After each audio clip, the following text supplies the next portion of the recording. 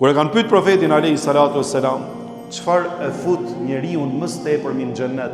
O besimtar që doni xhennetin, o ju që adhuroni Allahun xheleshanu dhe shpresoni mëshirën edhe përjetësinë, faljen e Allahut xheleshanu.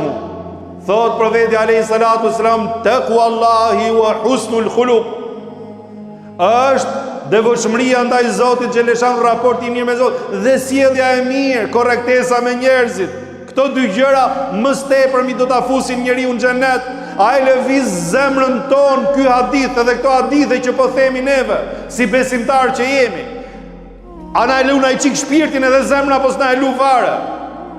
Apo për çfarë i themi këto fjalë? A kemi frikë Zotin? A e du Muhammed Mustafa alayhi salatu wassalam ashtu siç duhet me e dash? E kur i thanë profetit alayhi salatu wassalam, tha prej veprave dhe prej gjërave që më së tepërmi do të peshojnë më shumë pranë ditën e gjykimit peshore në veprave, do të jetë husnul khuluq, sjellja e mirë, morali i mirë, subhanallah.